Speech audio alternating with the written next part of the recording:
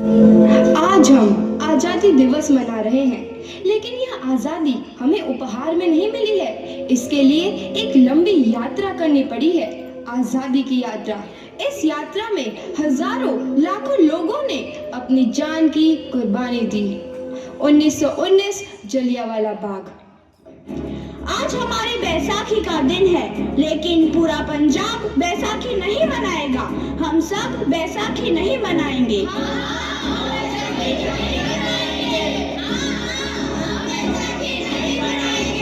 जब तक हम अंग्रेजों को भारत से बाहर नहीं निकाल देते, पूरा पंजाब बैसाखी नहीं मनाएगा। अच्छा, तो तुम सब हमारा विरोध करता है, भाग जाओ यहाँ से। इसका अंजाम बहुत ही बुरा होगा। हम नहीं जाएंगे, तुम लोग जाओगे। हमें नहीं, तुमको भारत से भागना होगा। Soldiers fire!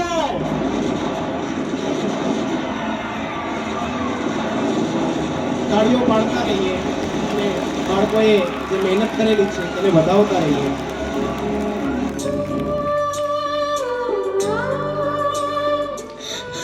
ये जमीन हमारी, ये धरती हमारी, ये खेत हमारे।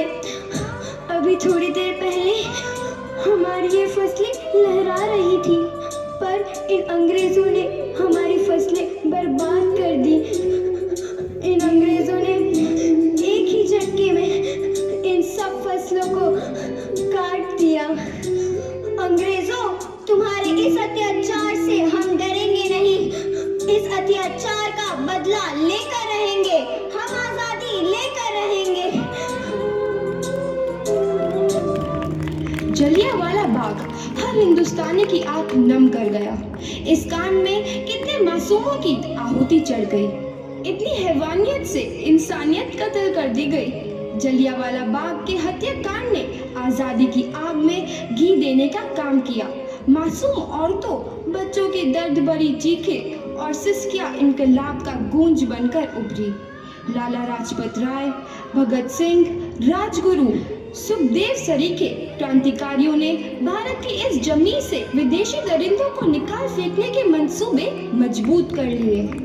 8 अप्रैल 1929 लाला लाजपत राय के नेतृत्व में साइमन कमीशन के खिलाफ एक भारी जुलूस निकाला गया। साइमन कमीशन वापस जाओ। साइमन कमीशन वापस जाओ। साइमन कमीशन वापस जाओ। साइमन कमीशन वापस जाओ। साइमन कमीशन वापस जाओ। साइमन कमीशन साइमन कमीशन તાળીઓ પાડતા રહીએ. Simon commission. बेवकूफ इंडियंस, तुमको हमारी बात समझ में नहीं आती। Stop this. साइमन कमीशन नहीं मानता। आई से स्टॉप दिस। लाला जी, आप आगे बढ़ो, हम आपके साथ हैं। लाला जी, संघर्ष करो, हम आपके साथ हैं। लाला जी, संघर्ष करो, हम आपके साथ हैं। लाठी चार्ज करो!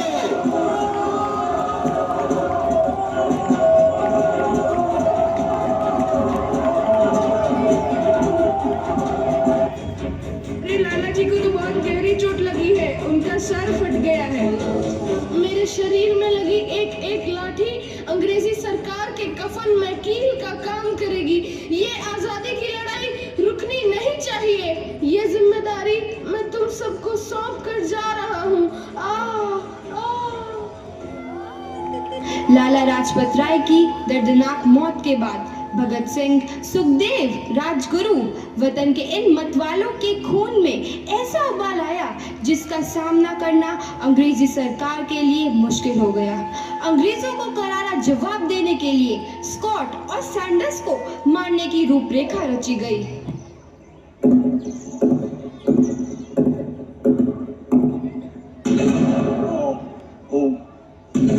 જોરદાર તાળીઓ પાડીએ.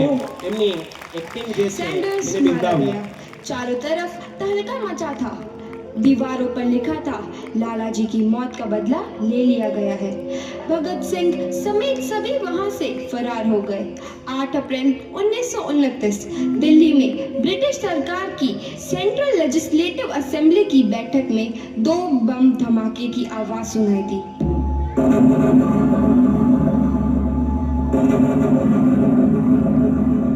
इन इन धमाकों ने अंग्रेजी हुकूमत को हिला कर रख दिया।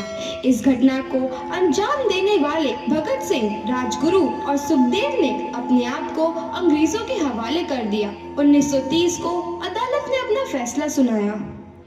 मुलजिम भगत सिंह, मुलजिम राजगुरु, मुलजिम सुखदेव को दफा 121 और दफा 302 के तहत ये अदालत तीनों को मुजरिम करार देती है और इस गुस्ताखी के लिए ये अदालत इन तीनों को सजाए मौत की सजा सुनाती है। सरफरोशी की तमन्ना अब हमारे दिल में है, देखना है जोर कितना बाजुए कातिल में है। भगत सिंह और किशन सिंह तुम्हारे मुलाकाती आएंगे।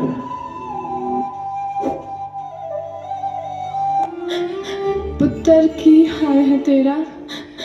मैं चंगा हूँ माँ, फिक्र करने की कोई गल नहीं। पुत्र, मेरा दिल तेरी तरह पत्थर दिल नहीं होगा। तेरी ये गला सुन के मेरा कलेजा फटे जा रहा है। माँ, मेरा दिल कोई पत्थर जैसा नहीं है, एक वतन परस्त का दिल है जो मेरे देश प्रेम के जज्बे को ताकत देता है। बेटा, मेरा लाल। माँ, आज मेरी तपस्या पूरी होने जा रही है। जे तू रोई तो मैंने तकलीफ होइया। सोच, तेरा पुत्र आज शादी करने वास्ते जा रहा है। फर्क केवल इतना है, वो घोड़ी पर नहीं फांसी पर चढ़ने वास्ते जा रहा है। आज तू क्रांतिकारी की माँ है, कल तू एक शहीद की माँ होगी। माँ।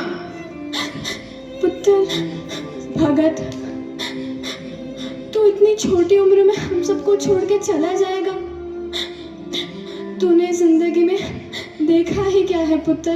मैंने अपनी माँ देखी है जिसने मुझे एक ही बात बताई है कि बेटे, अपने देश के लिए एक बार मरना 100 बार जन्म लेने के बराबर होता है। अच्छा माँ, अब आशीर्वाद दे, आखिरी बार विदाई लेने का समय आ गया है। भगत,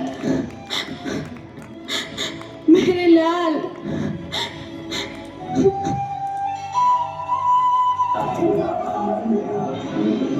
भगत सिंह, तुम्हारी कोई आखिरी ख्वाहिश?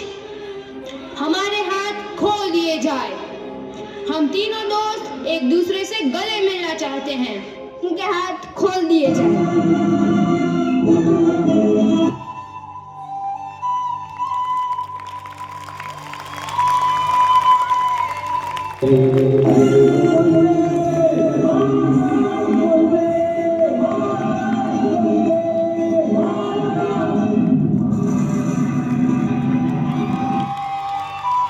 खूब सरस।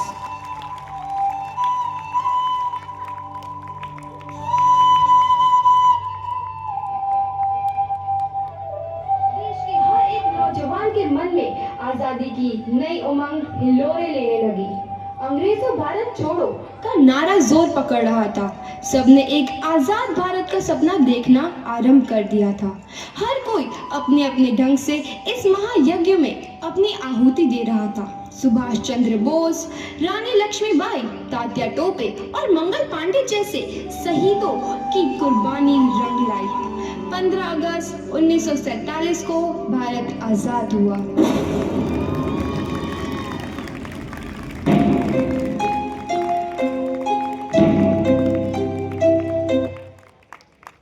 खूब सरस सरस कृति